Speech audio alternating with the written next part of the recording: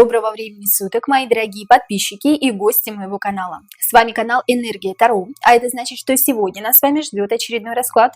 Перед тем, как мы начнем, я хотела бы рассказать о нашем втором закрытом канале на Бусти. Слева сейчас появится QR-код, по которому вы можете перейти и за подписку всего в 299 рублей в месяц смотреть шок-контент и те расклады, которых нет и не будет здесь на YouTube-канале, потому что YouTube их может заблокировать, друзья. Именно для этого существует второй закрытый канал на Бусти. И я благодарю всех тех подписчиков, которые с нами на Бусти уже с прошлого года. Вы помогаете нам становиться лучше. Ваши имена и ники сейчас появятся на ваших экранах. Друзья, благодарю вас, то, что вы есть у нас. Для тех, кому неудобен Бусти, есть закрытый телеграм-канал, где все те же самые видео, что и на Бусти. И подписка стоит также 299 рублей в месяц. Пожалуйста, пишите мне в личку для того, чтобы зарегистрироваться на закрытом телеграм-канале, для того, чтобы я вас туда добавила. Личка моя указана в комментариях под любым видео на канале Энергия Таро. Также напоминаю вам о том, что у меня есть личные расклады, обряды, и мы делаем обрядовые свечи из натурального воска своими руками. За обрядовыми свечами, обрядами, личными раскладами просьба обращаться в личку. Личка указана в комментариях под любым видео. Также напоминаю вам, друзья, что можно поставить лайк этому видео после 30 секунды, потому что YouTube считывает именно после 30 секунды лайки. Лайки нужны для продвижения видео и для продвижения канала. Если вы подписаны на меня, если вам нравятся мои видеорасклады, то, пожалуйста, пролайкайте этот видеоролик, если он вам действительно интересен, и жмите на колокольчик для того, чтобы всегда быть в курсе того, что происходит на канале Энергия Таро. Ну а сегодня с нами карты Таро черной воды. Здравствуйте, карты. И у нас с вами сегодня необычное дело о пропавшей Ирине Сафоновой. Ирину Сафонову называют девушкой, пропавшей, буквально испарившейся в лифте жилого дома, своего дома, где она проживала со своим сыном и младшим братом. В ночь с 8 на 9 сентября 2009 года, после похода в кино со своим другом детства Александром Скурихиным, Ирина Сафонова вошла в подъезд своего дома, докуда ее довез Александр, взяла газету из почтового ящика и пропала, шагнув в лифт. Но так ли это было на самом деле? Восстановим немного хронологию событий, но прежде узнаем все о личности Ирины и самого Александра, главного подозреваемого, который, однако, так и остался невиновным. Первый вопрос у нас будет, конечно же, характеристика личности, потому что всегда, когда мы с вами раскрываем то или иное расследование, дело, мы с вами узнаем о характеристике личности для того, чтобы глубже понимать нашего героя. Вдруг Ирина сама захотела куда-то уйти и испариться, да, мы этого не знаем с вами. Мы знаем все только по ходу дела, по ходу расследования. Итак, карты, покажите нам, пожалуйста, какой была на самом деле, или какой является сейчас на данный момент Ирина Сафонова. Основная суть Ирины Сафоновой, характеристика личности. Какой на самом деле являлась Ирина Сафонова, ее основная суть, ее характеристика личности Ирины Сафоновой. Карта шестерка мечей. Иду туда, куда я не хочу идти. Шестерка мечей – это уходить куда-то с разбитым сердцем, с тяжелым грузом, с ответственностью, с пониманием того, что я не хочу туда идти, но все-таки я шагаю в новую жизнь. Для Ирины очень тяжко было принимать какое бы то либо поставленное решение в своей жизни. Тяжело ставить цели, тяжело ее достигать, вполне возможно. Да? Вполне возможно, что цель она ставила легко и просто, но достигала она ее с трудом, потому что вполне возможно, что девушка была настолько самостоятельной, что в своей жизни решала все сама. Шестерка мечей – это карта человека, который не прошел какие-то определенные кармические задачи в своей жизни. Человек не стоит на старшем аркане, он не стоит на древе каббалистическом Сефирот. Каббалистическое древо Сефирот вмещает в себя 22 старших аркана. Если на характеристику личности у нас выпадают старшие арканы, друзья, то значит мы либо сейчас проходим какие-то кармические уроки в жизни, либо мы их уже прошли и идем дальше. То есть при перерождении, при реинкарнации, те, кто верит в реинкарнацию, не будет тех уроков, которые мы проходили в этой жизни. Но, тем не менее, по шестерке мечей я иду туда, куда сама не хочу, или иду туда, сама не знаю куда, да. Здесь человек, вполне возможно, мог быть манипулируем кем-то из взрослых, или кем-то старше, кем-то выше себя. Вполне возможно, что она была не уверена в себе и считала себя либо некрасивой, либо человеком недостойным какого бы то ни было внимания. Тут человек крайне не уверен в себе, имеет замкнутость, черты интроверта и социофоба. Вот такая характеристика личности по шестерке мечей Ирины Сафоновой. Давайте узнаем, какими на самом деле были отношения между Ириной и Александром Скурихиным. Какими на самом деле были отношения между Ириной Сафоновой и Александром Скурихиным. Они были дружескими, они были любовными, или они были просто интимными, не ведущими вообще ни к чему серьезному. Какими на самом деле были отношения между Ириной Сафоновой и Александром Скурихиным? Они были дружескими. Отношения между Ириной и между Александром были любовные или интимные, не ведущие вообще ни к чему серьезному. Какими были отношения? Отношения были дружескими, теплыми, дружескими, могли обнять друг друга, да, но кто-то в паре не то чтобы доминировал, а кто-то в паре хотел больше другого. Скорее всего, это мужчина все-таки, да, я тебя никому не отдам, я тебя заберу с собой, я тебя обниму покрепче, чтобы ты досталась только мне и больше никому. Здесь некая жадность присутствует в отношениях, несмотря на то, что четверка пентаклей все-таки на дружбу выпадает как действительно крепкая дружба. Дружеские отношения действительно были. Были ли любовные отношения между ребятами, действительно ли они встречались, взаимная какая-то любовь между ними была.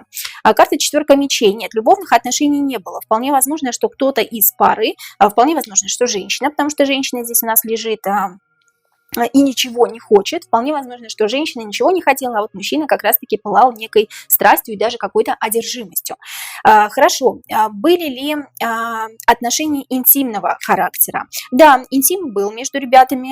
Карта старшего аркана колесница у нас выходит, но интим какой-то, тут кровь, да, у нас либо жесткий, либо грубый, либо кто-то кого-то не хотел в паре, опять-таки, да, интим вынужденный, просто потому что физика того требует, как говорится. Хорошо, давайте тогда узнаем, как относились друг к другу Александр и Ирина. Давайте копнем поглубже. Как Ирина Сафонова на самом деле относилась к Александру Скурихину и как Александр, соответственно, относился к Ирине. Как Ирина Сафонова относилась к Александру Скурихину. Как Ирина Сафонова относилась к Александру Скурихину. Давайте возьмем 3 карты. И как Александр Скурихин относился к Ирине Сафоновой на самом деле. Итак, как Ирина относилась к Александру? Не принимала его любовь, но была почему-то к нему привязана, потому что он ей чем-то помогал. Ты мне можешь чем-то помочь, ты мне можешь чем-то подсобить, вполне возможно, что денежку какую-то давал, да, по шестерке пентаклей, но любовь я твою не хочу принимать, мне это не нужно. Тем не менее, я к тебе каким-то образом привязана. Аддикция – это психологическое все-таки расстройство, да, человека, когда человек не понимает, почему он к этому человеку вновь возвращается. Вполне возможно, что ты меня утешаешь чем-то, или ты мне действительно даешь какую-то возможность для существования, для дальнейшего, да. Я не говорю, что она была нахлебницей, нет, ни в коем случае. У нее были какие-то свои сбережения, но, тем не менее, он давал, вполне возможно, ей не деньги, а ресурсы, да. То есть ресурсы – это когда нас хвалят, нам потакают, нас ублажают. То есть кто-то в паре должен быть больше любимым, а кто-то в паре должен больше любить, да. И вот в этой паре любил только Александр, такое ощущение, что, ну, сейчас посмотрим его истинное отношение. Истинное отношение Александра к Ирине. Ну, здесь доминировать, да, все-таки хотел, но не получалось. Девятка – это я не продвигаюсь никуда в этих отношениях. Я стою на месте, стагнирую или, наоборот, деградирую. Хочу удержать очень этого человека по 8 мечей, связать его по рукам и ногам, соответственно, да, человек чувствует ко мне аддикцию. Тут созависимые отношения. Но кто кому больше нужен был, тут на самом деле непонятно. Скорее всего, Александру больше нужна была энергия Ирины, потому что он хотел доминировать по королю жезлов. И кто мужчина в паре, кто в паре мужик, я в паре мужик, я хочу доминировать. Я хочу, чтобы ты была только моя и больше ничья. Здесь вторая карта жадности и маниакальной какой-то зависимости от этого человека выходит. Но, тем не менее, мы никуда не продвигаемся. Вполне возможно, что он хотел, чтобы она стала его женой или его полноценной девушкой, да, потому что пара полноценной как таковой не являлась. Все-таки больше Ирина намекала ему на то, что дружеские отношения между ними присутствуют, и больше ничего, кроме интимной близости, кроме дружеских отношений. Ну, понятно, здесь все ясно. Хорошо. Друзья, следующий вопрос. Как Ирина в свое время отнеслась к предательству своего супруга Владимира, который хоть и не развелся, но завел на стороне другую семью? У него, по-моему, даже дочь или сын родились вот в этой семье новой, да? Хотя он не разводился с Ириной никак. Как Ирина в свое время отнеслась к предательству своего супруга Владимира, который хоть и не развелся, но завел на стороне другую семью? Давайте 3 карты возьмем. Как она отнеслась к предательству супруга и как это повлияло на ее психику? Именно психику, возможно, какое-то расстройство или синдром образовался, да, после того, как она испытала некий стресс от того, что муж сделал, да, от того, что муж ее предал. Итак, как Ирина в свое время отнеслась к предательству своего супруга Владимира? Карта Верховной Жрицы, Королева Пентаклей и карта Мага. Карта Мага, почему-то, знаете, здесь такой момент, ты манипулируешь. Ты специально это сделал. Ты специально завел на стороне верховной жрицы, на стороне женщины. Ты специально завел женщину на стороне, потому что ты всегда мной манипулировал, ты всегда хотел мной потакать. Но я думаю, что это еще не конец. Два старших аркана – это еще не конец, друг мой. Вот почему-то она так к этому отнеслась. Не то чтобы спокойно, но более-менее правильно, понимая, какие ошибки она совершила, возможно, в их отношениях. И почему он сейчас это делает? Возможно, ты мне мстишь, возможно, у нее тоже был, да, какой-то любовник на стороне в свое время, мы же этого не знаем, друзья.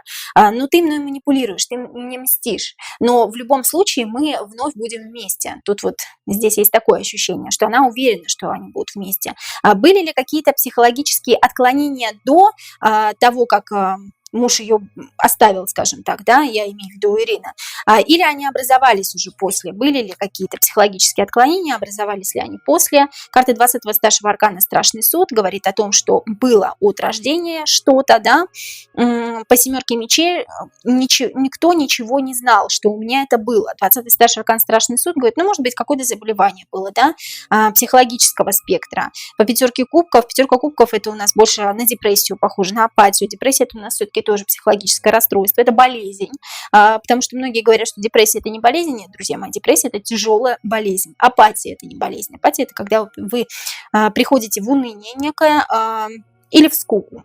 А депрессия это все-таки у нас тяжелое психологическое расстройство. Но этого никто не знает. Было от рождения к 20-му старшему аркану «Страшный суд», либо была какая-то болезнь, какое-то заболевание, о котором никто не знал, кроме близких людей. Но я не вижу здесь серьезных психологических отклонений и расстройств, которые бы повлияли на то, что она, допустим, сама ушла из дома и бросила сына. Такого здесь нет, друзья. Далее из истории Ирины мы узнаем, что она начинает встречаться периодически со своим другом детства, как раз-таки Александром Скурихиным. Мне интересно, Александр Скурихин действительно друг детства Ирины Сафоновой? Были ли они знакомы со школьной скамьи? Потому что наговорить нам могут все, что угодно. Давайте просто проверим эту теорию. Действительно ли Александр Скурихин и Ирина Сафонова были знакомы со школьной скамьи? Кто-то говорил в одном видео, что они были одноклассниками, кто-то говорил, что они были сокурсниками. Вот здесь вот интересно. Действительно ли Ирина Сафонова и Александр Скурихин были знакомы со школьной скамьи? Да или нет? Карта короля мечей. Карта «Каждый пошел своим путем». Да, король мечей говорит, да, но как-то отношения не заладились, были неважные отношения. То ли спорили, то ли постоянно дрались в детстве, да, то ли кто-то что-то у кого-то отнимал игрушку какую-нибудь, или не уступал друг другу. Каждый разошелся и пошел своей дорогой. Да, короля мечей и королеву жезлов разлучили. По разные стороны баррикад. Действительно были знакомы с детства, жизнь разлучила, но потом, видимо, вновь свела. Что связывало Ирину со своим законным супругом Владимиром после того, как они стали жить в разных городах? Потому что, поясню, да, нам рассказывают такую историю, что Ирина постоянно ездила погостить к мужу в Москву, хотя вроде бы как погостить, у него своя семья вторая, да? Тут непонятно немножко, что за отношения у них были, какими эти отношения были, хотя вроде Ирина уже встречалась с Александром. Тут нужно понимать, что связывало Ирину со своим законным супругом Владимиром после того, как они стали жить в разных городах. Я понимаю, что общий ребенок, но тут немного странная история. Что связывало Ирину Сафонову со своим законным супругом Владимиром после того, как они стали жить в разных городах? Что связывало? Какие отношения? Паш Пентаклей. Кто-то хотел вернуть сердце другого, да, человека, который был уже вырвано из груди. Вполне возможно, что Владимир этого не хотел, Владимир не хотел возвращаться к каким-то любовным отношениям, да, но по Пажу Пентаклей были какие-то попытки, предпосылки того, что вот Ирина к нему на тонких лапках, на мягких лапках подходила потихоньку, да, для того, чтобы снова завоевать его сердце, да, но почему-то не получалось. И так, подступаюсь к нему, но получается только отношения дружеского характера, да, по семерке Пентаклей. Ну, мы сейчас посмотрим. Пытаюсь подстроиться под него. Здесь Пентакли, здесь подарить ему какой-то свой ресурс, отдать ему какие-то свои эмоции, но почему-то не выходит. Я не вижу здесь именно любовных отношений. Что связывало Ирину со своим законным супругом после того, как они стали жить в разных городах? Что связывало? Что связывало Ирину? Ну да, не принимает мою любовь. Тут она не принимала любовь Александра, да, выходила такая же карта четверка кубков, а я ему дарю свою любовь, а он ее не берет по отшельнику, он как-то замыкается в себе. А давайте посмотрим, были ли все-таки интимные отношения параллельно супругом Владимиром и параллельно с Александром. Для чего я это выясняю, да? Сейчас мне скажете, копаетесь в грязном белье, нет. Тут важно понимать, если были интимные отношения между двумя мужчинами, то между Ириной, между Александром, между Владимиром, да, с двумя мужчинами, я имею в виду, то, возможно, кто-то из них прознал о том, что Ирина встречается и с тем, да, вот это вот нужно узнать, чтобы понимать, был ли у кого-то мотив вообще. Вполне возможно, что Александр просто ревнивый, да, человек, который даже если не было интима, подозревал Ирину в каких-то связях. Состояла ли Ирина в любовных, интимных отношениях параллельно с двумя мужчинами, с Владимиром и Александром? Состояла ли Ирина Сафонова в любовных отношениях, в интимных отношениях параллельно с двумя мужчинами, с Владимиром, со своим супругом законным, и с Александром Скурихиным? Состояла ли Ирина в любовных отношениях? Паш Пентаклей снова выходит. Нет, здесь один прям не хочет, да, муж не хочет. Поэтому любовных отношений, интимных отношений я здесь между мужем нет, не вижу. Здесь ощущение еще по пятерке жезлов, что я же говорю действительно, да, что Александр Скурихин, он мог просто ревновать. Он мог просто по разным причинам, даже если Ирина просто ехала к мужу, если Ирина давала какое-то внимание своему супругу, тем более она публиковала на своих страницах в соцсетях только фотографии с супругом и сыном, но не с Александром, он вполне мог просто ревновать ее, да, все правильно. Плевок мне в лицо, ты отдаешь ресурсы не тому мужчине. Здесь не было интимных отношений со своим мужем, к мужу она ездила просто для того, чтобы, вдруг получится еще раз. Но муж не хотел этого возврата просто вот ради сына. С Александром она вроде как и встречалась, но что-то как-то не шло, да, она не хотела с ним быть. Давайте теперь узнаем характеристику личности Александра Скурихина, его основную суть. Характеристика личности Александра Скурихина, его основная суть. Характеристика личности, чтобы понимать лучше этого человека, Александра Скурихина, его основная суть. Вечно непризнанный, вечно недовольный, вечно отвергнутый человек или отвергающий, наоборот, да? То есть мы его можем здесь представить как кубком, как бы это странно ни звучало, да, на карте, так и персонажем, который всегда добивается поставленных каких-то целей, и если ему вдруг отказывают, и он не хочет принимать абы что, он хочет вот именно то, что он захотел, на что он ткнул пальцем. Это как маленький ребенок. Хочу вот эту машинку, нету этой машинки, есть вот такая. Нет, хочу именно вот эту, понимаете? Вот здесь вот об этом речь. Здесь человек, который всегда добивается поставленных целей, человек надменный, человек с некой... Как знаете, про женщину говорят стерва, а про мужчину тоже можно сказать стерва в брюках, да? Тут такой сложный характер очень у человека. Человек, который не может подстроиться под окружающих, который, может быть, даже страдает некой мизантропией, человеконенавистничеством, и который отвергает все то, что ему дают. Я хочу именно вот это, зачем вы мне это даете? Может быть, в какой-то степени это некая самостоятельность и некое принятие каких-то определенных своих решений, да, поставленных. Тем не менее, можно сказать, что человек здесь очень надменен, человек высокого о себе мнения и думает о себе больше, чем есть на самом деле, да, и отвергает всех, кто ему не нравится, кто ему не интересен. Для него существует только вот одна Ирина, да, допустим, и она для него весь мир. Если Ирина меня не принимает, то значит, что-то нужно с этим срочно делать. Четверка кубков. Помните, я вам говорила, что младшие арканы – это человек, который не прошел кармические задачи, какие-то свои определенные, или не проходит их в этой жизни. Ему дают какие-то шансы жизнь, судьба, высшие силы, но он их не берет, он их не принимает, коверкает и какие-то свои установки навязывает этому миру. Вот такая характеристика личности, его суть основная. Хорошо. Психологические проблемы, расстройства. Есть ли какие-то у Александра Скурихина? Ныне он здравствует, насколько я знаю. Психологические проблемы, расстройства Александра Скурихина. Есть ли, были ли какие-то психологические проблемы, расстройства у Александра Скурихина? Какие? Карта Иерофанта. Я люблю обучать, да, я тут самый главный, я тут самый умный, умнее меня никого нет. Иерофант – это карта обучения. Очень похоже, знаете, друзья мои, на эффект Даннинга-Крюгера, когда люди убеждены и искажено их представление о том, что они на самом деле являются самыми умными людьми. Вот здесь вот данное психологическое расстройство или синдром, называйте как хотите, оно может присутствовать. Хорошо, какие еще психологические расстройства, проблемы есть у Александра Скурихина? Я самый умный, я тут лучше всех. Из-за этого психологического феномена, кстати, люди часто приходят к неким ошибочным выводам и делают неудачный выбор, вполне возможно, да, в жизни, в семье, в карьере и так далее.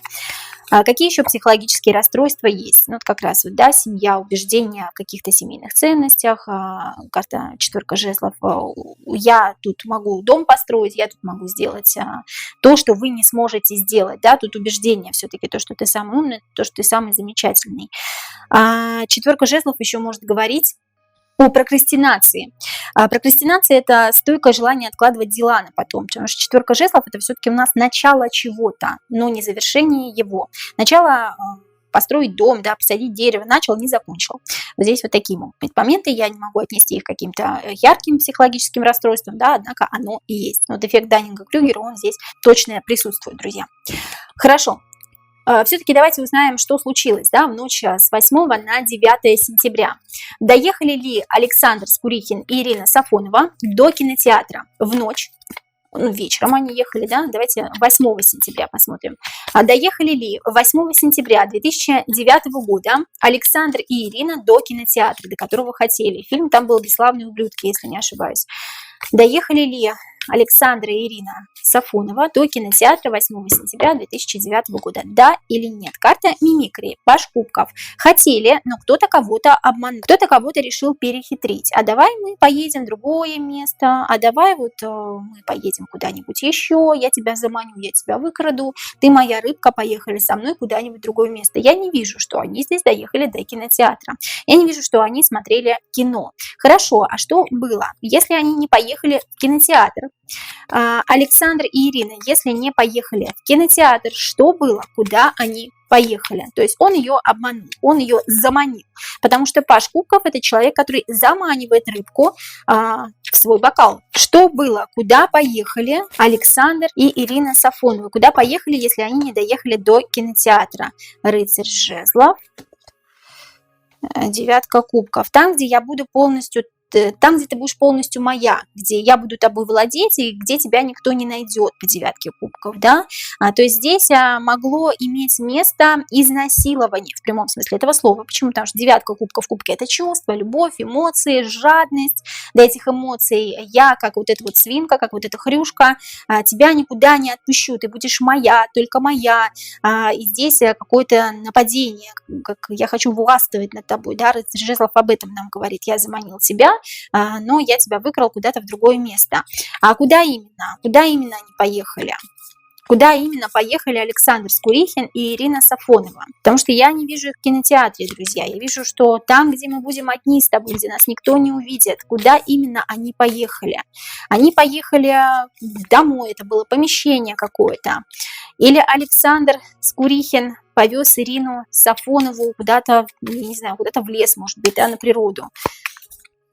Или это все было в машине? Или это все было в машине? Это было помещение, природа, улица или машина?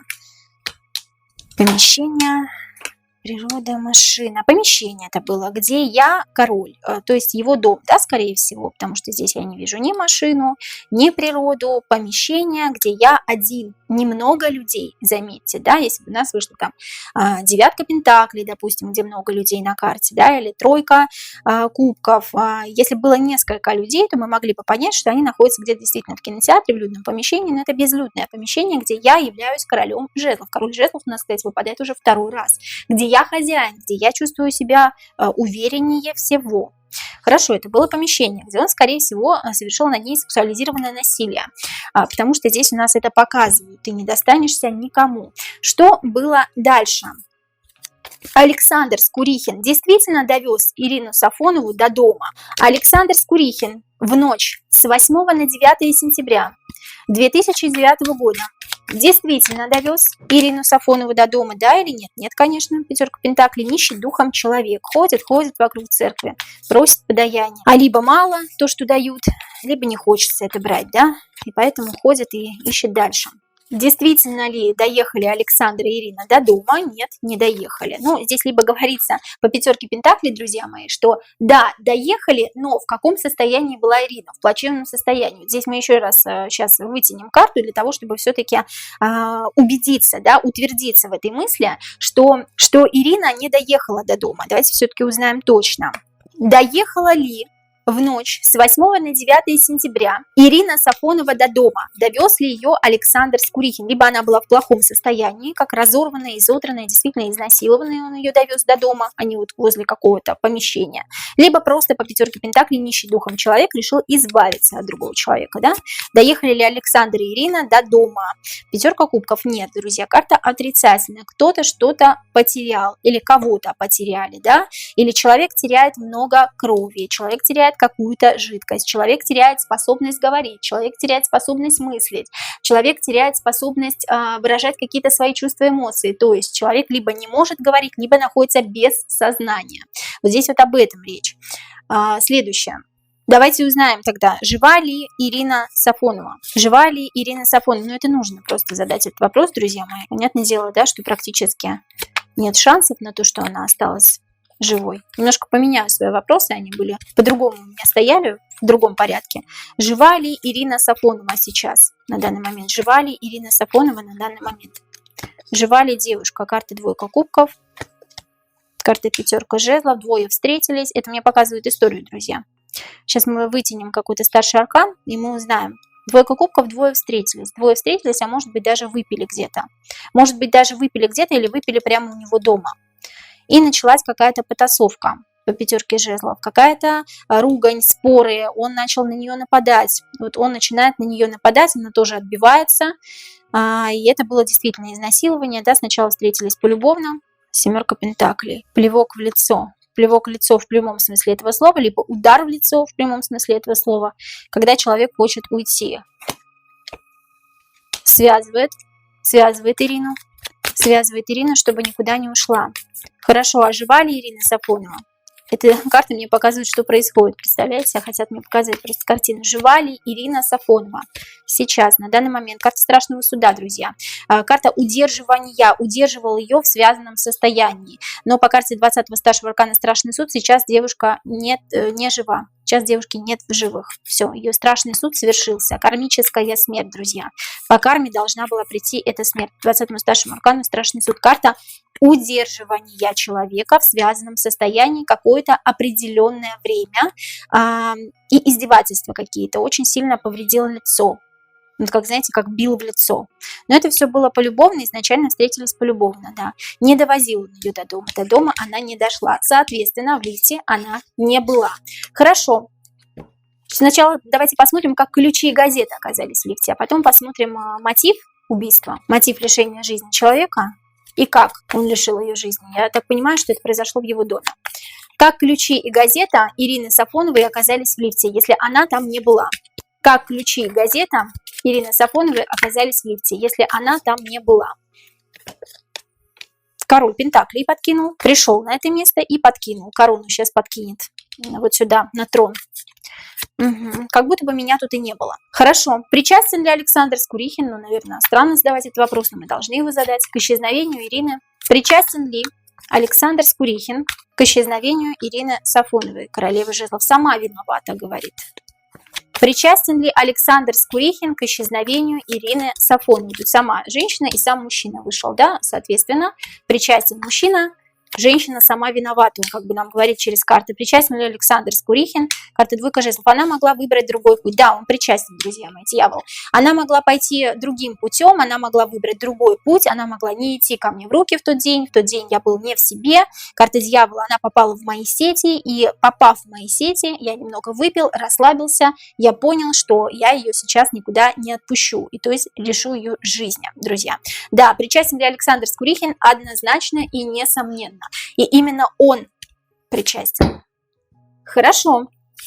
Если это Александра, мы выяснили, что это он, то каким образом он так грамотно замел следы? И как ему удалось избежать наказания? Александру Скурихину за лишение жизни Ирины Сафоновой как так грамотно удалось замести следы, как удалось избежать наказания, как вообще у него это получилось, как Александр Скурихин замел следы, как у него это так получилось, дела семейные. Что дела семейные?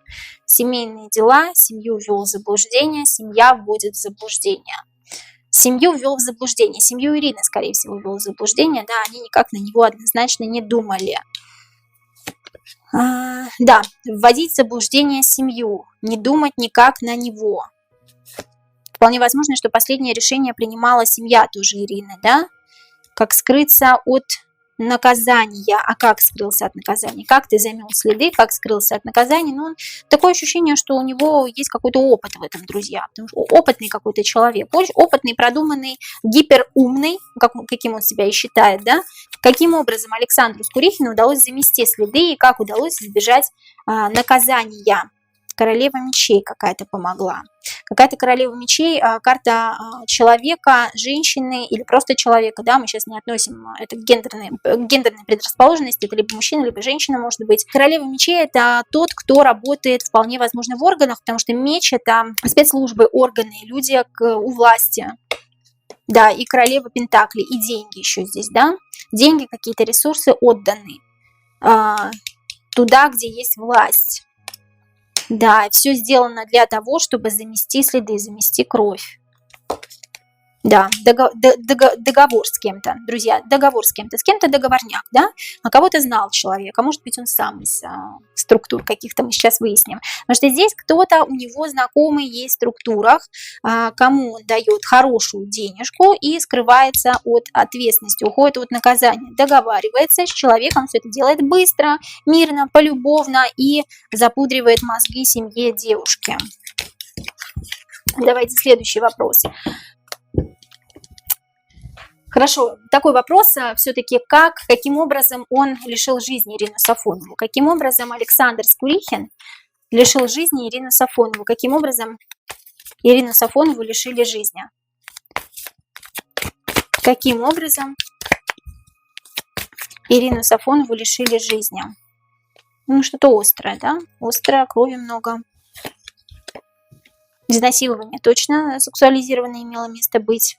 Тройка пентаклей несколько. Много крови, несколько, как отделение.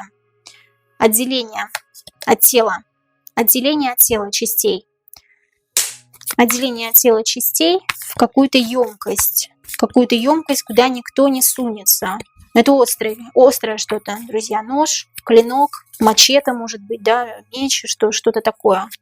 И очень много крови, потому что идет отделение. Изнасилование и куда-то помещают, как в какой-то бокс. Помогают ему. Но помогают не в момент, когда он это делает, а помогают ему в принципе. Туз пентаклей. Он какой-то рукопожатный тип. Как произошло лишение жизни Ирины Сафоновой? Каким образом? Ну, мы выяснили, да, уже, что острым предметом. Да, острым предметом, друзья. Двойка мечей здесь еще не только острым предметом, как знаете, как здесь две грани, как может быть удушение и острый предмет. Здесь что-то еще было, как будто бы, ну, двойка мечей еще может говорить про отделение, да, тела. Вопрос такой, мотив лишения жизни. Мотив какой был у Александра Скурихина, мотив, за что он лишил жизни Ирину Сафонову? Какой был мотив у Александра Скурихина, за что он лишил жизни Ирину Сафонову? Какой мотив? Технически давно продумано. План давно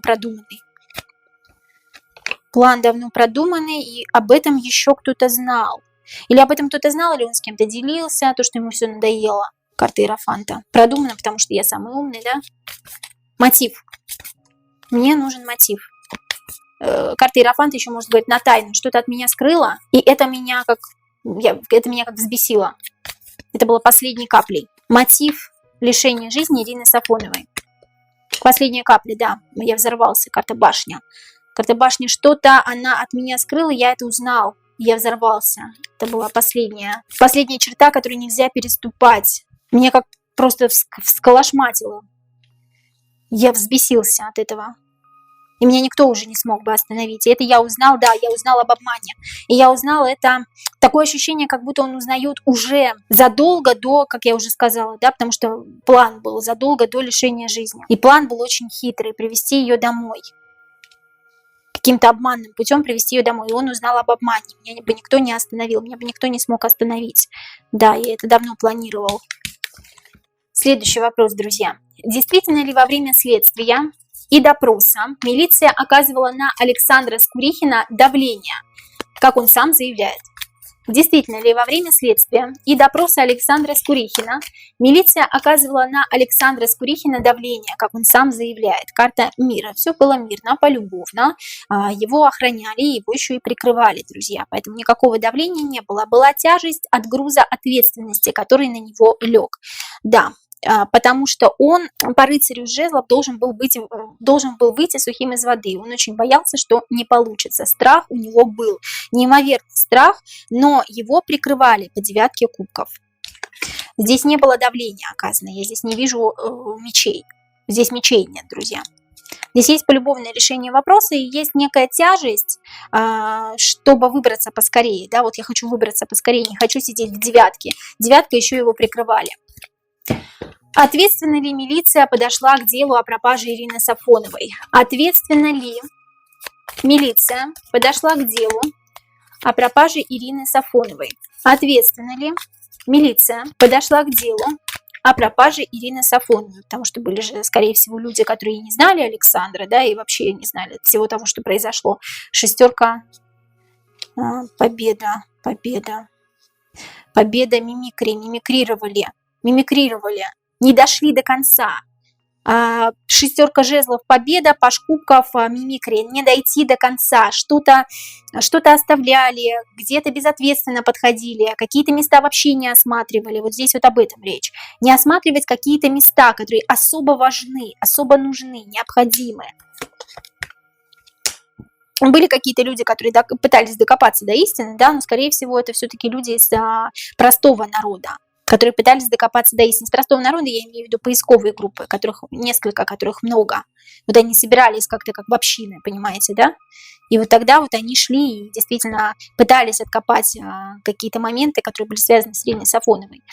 Но конкретно про власть, если мы говорим, да, здесь не дойти до конца, не осмотреть какие-то территории, те, которые особенно важны, особенно нужны для расследования. Были ли в поисковых отрядах люди, которые занимались делом Ирины Сафоновой, которые специально уводили поисковую группу не в ту сторону? Были ли в поисковых отрядах, которые занимались делом Ирины Сафоновой, люди, которые специально уводили поисковую группу не в ту сторону? Были ли такие люди, да или нет? Люди от Александра, допустим, да, был какой-то мужчина, мальчик, молодой, паж мечей, который мимикрией занимался по девятке пентаклей, который не в ту сторону водил, который обманывал. И все могло бы закончиться иначе, вполне возможно, и поисковая группа вполне возможно могла бы докопаться до истины, да, если бы не он силой уводил. Сила не физическая, а скорее здесь, как вы знаете, НЛПшные какие-то установки были у него, вот пойдемте туда, какой-то бред нес. Относится ли сам Александр Скурихин к каким-то структурам, к спецслужбам? Относится ли сам Александр Скурихин к неким структурам? Относится ли Александр Скурихин к структурам? Откуда у него такие связи? К спецслужбам. Относится ли Александр Скурихин к связям, к спецслужбам?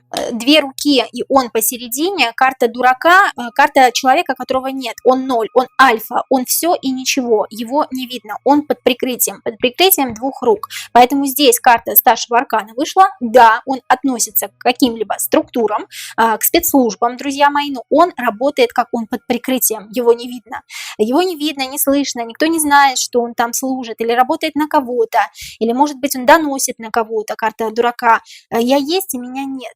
Я могу сегодня здесь оказаться, а завтра оказаться там. Очень хитрый здесь дурак. Дурак здесь совершенно не дурак, и за ним еще две руки. Мы за тебя постоим, мы тебя отвоюем. Ты нам очень нужен. Человек непростой, друзья, поэтому его и прикрыли.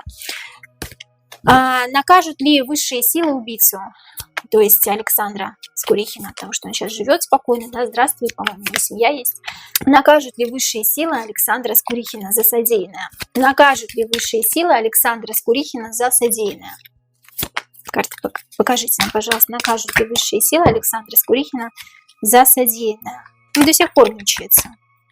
Мучается, что все могло бы случиться иначе.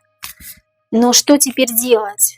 Теперь нужно прикрывать свою собственную пятую точку, да? Теперь уже ничего не сделаешь. Только кубков все могло бы случиться иначе, и мне тревожно от этого. Есть некий груз ответственности, есть тревога, я не сплю, мне снятся кошмары. Вполне возможно, что ему снится Ирина. Много мечей, много крови, да? А накажут ли высшие силы убийцу? Карта повешенный говорит о том, что через какое-то время, продолжительное, да. Потому что сейчас вся его жизнь находится в карте повешенного. Он сам себя подвесил, он сам это с собой сделал.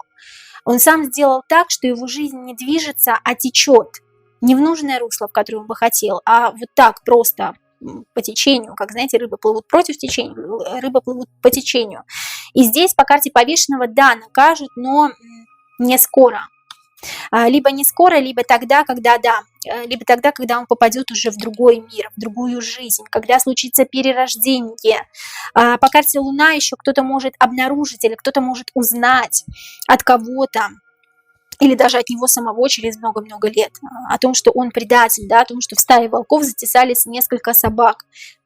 Или он может проговориться по безумию какому-то, или по пьяни, допустим, да, то есть карта Луна здесь об этом говорит. Но здесь, скорее всего, накажут, но в следующей жизни. И вопрос последний, друзья, почему именно с Ириной это произошло, и встречались ли они с Александром Скурихиным в прошлой жизни?